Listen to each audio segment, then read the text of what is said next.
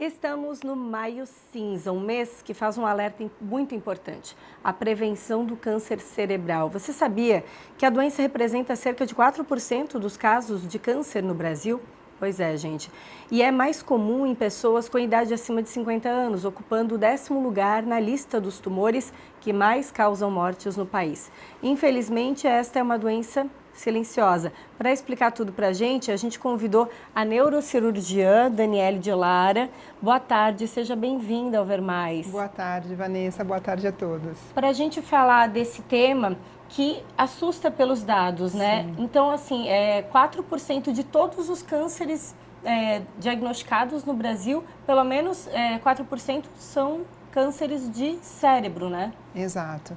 Então, é sempre uma doença muito assustadora, né? Um diagnóstico, quando um paciente, às vezes, com uma dor de cabeça, descobre que tem algo assim, sempre é muito assustador e inesperado. Mas o objetivo do Maio Cinza é nós lembrarmos que isso existe, com o principal objetivo de um diagnóstico precoce, um diagnóstico cedo, para que possamos tratar e muitas vezes curar essa doença que assusta, mas que tem cura. Outros tipos de câncer, como de mama, em colo de útero, a gente costuma fazer acompanhamento, determinada idade faz um acompanhamento. No caso do câncer de cérebro, como que a gente pode tentar evitar um câncer de cérebro? O câncer do cérebro, diferente da mama, por exemplo, ele tem uma porcentagem muito pequena de casos genéticos, né? Os cânceres cerebrais, quando ele tem alguma causa, geralmente é a exposição. Então, por exemplo, exposição a agrotóxicos, exposição à radiação naquela pessoa que já fez um tratamento de câncer, necessitou de radioterapia, ou alguém que trabalha na área da saúde, que se expõe à radiação sem prevenção, ou alguém que é exposto a muitos exames de imagem de forma desnecessária, muitas vezes. A maioria deles são aleatórios. Por outro lado, muitos desses cânceres que você comentou, mama, pulmão, próstata, eles podem dar uma metástase no cérebro, que é quando esse tumor sai do seu lugar original e pela circulação sanguínea atinge o cérebro e lá cria-se um novo tumor, que as pessoas popularmente chamam de uma raiz, né? Então, fazendo a prevenção desses cânceres, a gente também está prevenindo a existência de um câncer cerebral, né? E existem tipos diferentes? Exato. Então, nós podemos dividir os cânceres do cérebro em primários, que são aqueles que nascem do próprio tecido do cérebro, e aqueles chamados secundários, que são os que vêm, então, de um outro câncer, que nós chamamos de metástase, né? Além disso, a gente pode dividir também em benignos, que são aqueles que vão ter uma ação local, não vão se espalhar para outros locais do corpo, e os tumores malignos, que são mais agressivos. Por isso é importante lembrar que nem todo câncer no cérebro é uma sentença de uma doença gravíssima ou de uma sequela definitiva. Todas essas divisões que eu comentei vão influenciar em como a gente vai tratar, se vai precisar de uma cirurgia ou não, só de um acompanhamento, e qual é a expectativa dessa pessoa também. Então, dependendo do tipo, é possível fazer cirurgia, tratamento e continuar tendo uma vida com qualidade. Exatamente. E quanto antes a gente descobrir que esse câncer está ali, maior a chance dessa vida de qualidade existir. Muito diferente você descobrir porque teve uma dor de cabeça e já logo no começo foi investigar, versus uma pessoa que já está com uma sequela, necessita de cadeira de rodas ou já tem uma alteração muito importante da memória, porque são pequenas sequelas que algumas vezes podem ficar. E com relação aos sintomas, embora a gente diga que é um câncer silencioso, existe algum sinal, algum alerta do corpo que a gente pode observar, pode chamar a atenção para ir buscar esse diagnóstico? Sem dúvida, isso eu escuto muito no consultório, né? Doutora, quando é que eu tenho que me preocupar que eu possa ter uma doença dessas? Não é fácil nós comentarmos sobre um sintoma específico, se a gente pensar que o cérebro ele comanda tudo, ele comanda a capacidade de falar, nossa memória, a capacidade de enxergar, mexer os braços, as pernas, reconhecer as pessoas. Então eu sempre gosto de lembrar para você ficar de olho em sinais e sintomas que sejam persistentes. Então aquela pessoa que ela tinha uma dor de cabeça, mas agora mudou, começou a ficar muito mais frequente, ou o tipo de dor está diferente. A pessoa que todo dia acorda, por exemplo, com o braço formigando. Aí a gente pensa, está formigando porque um dia dormiu em cima, outro dia foi porque trabalhou demais, a cadeira do escritório não é confortável. A gente tem a tendência sempre a ficar tentando justificar o porquê disso, né? Então, se você tem um sintoma que é novo ou que mudou de característica e começou a ficar muito frequente, precisa investigar. Não necessariamente com um neurocirurgião, pode ser o seu médico de confiança, vai lá, faz exame. a maior probabilidade é que não seja isso, né? Mas se for, quanto antes você descobrir, melhor vai ser o resultado desse tratamento. Doutora, existem fatores de risco? Existem. Essas exposições que eu comentei, especialmente agrotóxico e radiação, alguns casos podem ser genéticos, apesar de que a maioria dos cânceres do cérebro não é genético, e também a presença de outros tumores, né? Eu ter um câncer maligno em outro órgão do meu corpo aumenta o risco de eu ter, portanto, essa metástase cerebral que eu comentei antes. Então, se você faz do tratamento para um câncer de mama, câncer de próstata, câncer de pulmão, enfim, algum outro câncer, é importante ter o acompanhamento com o seu oncologista para sempre ficar de olho. Né? É um tipo de câncer que pode deixar sequelas? Pode, a depender da localização. Né? Como a gente sabe, o cérebro tem, cada lugarzinho dele tem uma importância, não tem nenhum lugar que não importa nada. Então, dependendo do tamanho, da localização, da proximidade ou não de uma veia importante do cérebro ou de um nervo, pode deixar sequelas. Então, quanto menorzinho, melhor a chance de não deixar, né? Existe alguma orientação, por exemplo, a partir dos 50, dos 60 anos, fazer um exame que possa ver se está tudo certo, se tem alguma sinalização de preocupação?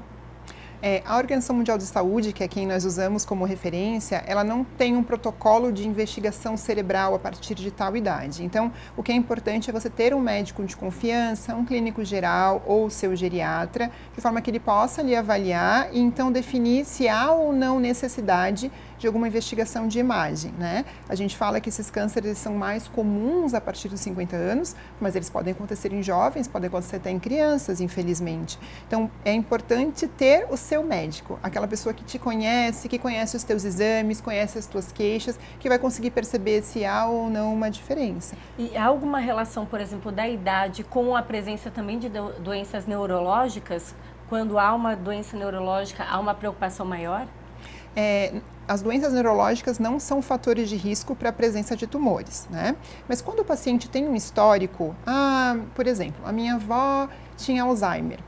Nós sabemos que não é muito tempo, 20, 30 anos atrás, esses diagnósticos muitas vezes não eram tão precisos. Então, às vezes não era um Alzheimer, às vezes tinha um tumor ali que não foi diagnosticado porque a pessoa não tinha um acesso tão fácil a uma ressonância, uma tomografia e ficou com esse diagnóstico de Alzheimer. Então, se na sua família tem um histórico e um diagnóstico que não foi bem feito, aí a gente recomenda sim fazer exame de imagem, né? Isso é bem importante, né? Porque muitas vezes antigamente acabava se abrangendo demais, né? Os diagnósticos não eram tão precisos e podia acontecer essa situação. Muitas vezes trata algo que poderia ser tratado com uma cirurgia. Isso, eu escuto muito assim também, né, Vanessa? Nossa, nunca teve tanto câncer, assim. Na verdade, nunca teve tanto diagnóstico, porque no passado é muito comum você escutar, do que morreu sua bisavó? Morreu de velhice. Ela morreu de alguma doença, né? Pode ser um infarto, pode ser o coração ficou fraquinho, mas não se fazia o diagnóstico. Então, hoje, nós temos muito mais disponibilidade de fazer uma tomografia, uma ressonância, se você escorregar na sua casa, bater a cabeça de uma forma mais forte, e procurar um hospital de referência, com certeza você vai ser do hospital com uma tomografia embaixo do braço. Se nós pensarmos 10 anos atrás, era muito diferente. Então, isso permite também que a gente acabe descobrindo mais casos e que bom, que a gente pode tratar antes, Certamente. Né? Agora você comentou quedas. Quando a gente tem uma queda, bate a cabeça, é importante buscar esses exames específicos para fazer uma revisão?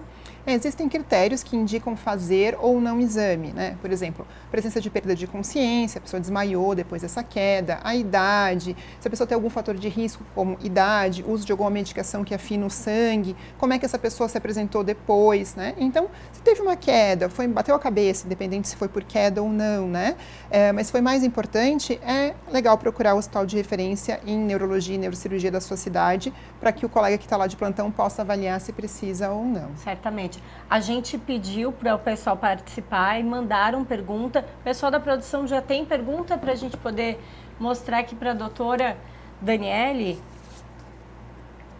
Ainda estão preparando a pergunta, doutora, porque quando chega Maio Cinza, essa campanha já tem muito tempo que é realizada aqui no Brasil? Tem alguns anos já. E ela só envolve o câncer de cérebro, ou ela também acaba abrangendo outras doenças neurológicas? Ela é sobre a conscientização sobre o câncer cerebral, porque se a gente conversar com amigos, né, no nosso dia a dia, é uma coisa parece muito distante, muito rara, mas na verdade não é tão rara assim, como você falou, é o 10º tumor mais comum. É bem significativos os dados. Isso. Agora sim está no ponto aqui, o pessoal da produção recebeu Pergunta aqui da Miriam. Boa tarde, minha filha Marielle fez uma cirurgia em 2021 e o neuro não conseguiu tirar tudo, fica fazendo só acompanhamento. Tem possibilidade desse tumor vir a crescer? Uma pergunta bem específica, né, doutora? Sim. Olha, Miriam, isso é muito comum. Como a gente estava conversando aqui, às vezes um tumor, ele é grande e um pedacinho dele está envolvendo, por exemplo, o nervo do olho, que se for retirado pode deixar uma sequela e perder a visão,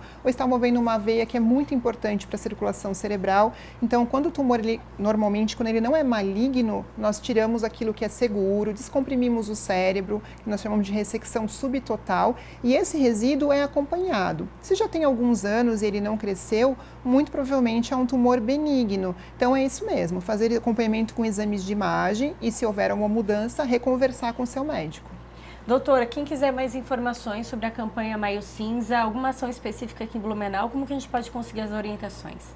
Na internet a gente consegue bastante informação sobre o Maio Cinza. Esse ano a gente não fez nenhuma ação, mas eu continuo à disposição também. Se tiverem alguma pergunta, então podem mandar para a doutora Daniele. Doutora, obrigada pelos esclarecimentos. Sempre importante, a gente traz durante toda a semana assuntos diversos na área da saúde. Hoje a gente esclarecendo sobre o câncer de cérebro aqui, tão importante. Obrigada pela presença aqui no Ver Mais. Eu agradeço a atenção, um abraço a todos. A gente conversou então com a doutora Daniele de Lara, que é neurocirurgiã e que falou mais sobre a campanha Maio Cinza durante todo o mês de maio. Obrigada, doutora. Obrigada.